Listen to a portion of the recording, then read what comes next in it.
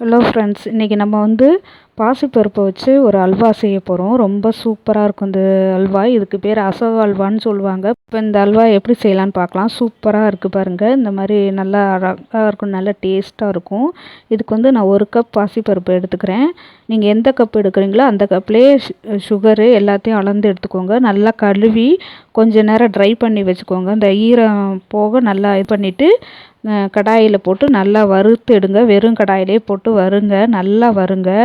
ஒரு சிவப்பு கலர் வந்தோடனே அதை எடுத்து வச்சுக்கலாம். நல்லா பச்சை வாசனை போய் இந்த மாதிரி ஸ்டேஜுக்கு வறுத்து வச்சுக்கோங்க.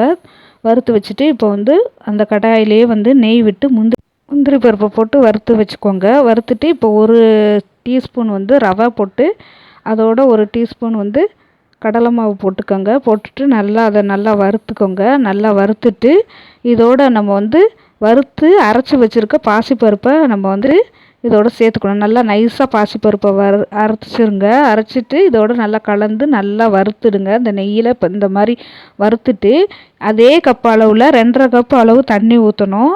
நான் 2 கப்பு முதல்ல ஊற்றிட்டு கொஞ்சம் நல்லா அதை அப்சர்வ் பண்ணோன்னே மறுபடியும் 1/2 கப்பு ஊற்றிட்டு அதை நல்லா கலந்து விடுங்க. நல்லா கட்டிகள் இல்லாமல் நல்லா கலந்து விட்டுட்டு நல்லா கலந்துக்கிட்டே இருக்கணும். இந்த அல்வா ரொம்ப ரொம்ப டேஸ்ட்டாக இருக்கும்.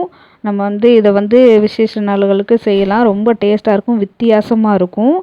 கொஞ்ச நேரத்துலேயே செஞ்சு முடிச்சிடலாம். இப்போ பாருங்கள், இந்த அளவுக்கு திக்னஸ் வந்த பிறகு இப்போ நம்ம சர்க்கரை சேர்க்க போகிறோம். சர்க்கரை எவ்வளோ சேர்க்க போகிறோன்னா, நான் 2 கப் சர்க்கரை சேர்க்குறேன். 2 கப்பு நல்லா இனிப்பு கரெக்டாக இருக்கும். இது உங்களுக்கு கம்மியாக வேணும்னா 1.5 கப்பு சேர்த்துக்கோங்க. இப்போ இதை நல்லா சர்க்கரையை போட்டு நல்லா கலந்து விடுங்க. 1.5 கப்பு போட்டுட்டு அப்புறம் ஒரு 1/2 கப்பு அப்புறம் போட்டு இது நல்லா இழுத்துக்கிட்ட பிறகு நம்ம போடுவோம். 1/2 கப்பு போட்டு நல்லா கலந்து விடுங்க. நல்லா கலந்து இந்த மாதிரி நல்லா பதமாக வரணும். அதில் உள்ள கட்டிகள்லாம் இருக்கிறதெல்லாம் நல்லா உடச்சி விட்டு நல்லா கலந்து விட்ருங்க. நடுவில் நடுவில் நெய் கலந்துக்கோங்க.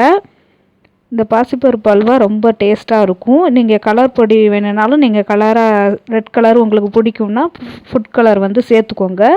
சேர்த்துக்கிட்டு நல்லா கலந்து விட்டு இதில் வறுத்து வச்ச முந்திரி பருப்பு, ஏலக்காய் சுவைக்கு சேர்த்து நல்லா கலந்து விட்ருங்க. சூப்பராக வந்துருச்சு பாருங்கள் இந்த பாசிப்பருப்பு அல்வா. உடனே செஞ்சலாம், ரொம்ப டேஸ்ட்டாக இருக்கும் இந்த அல்வா.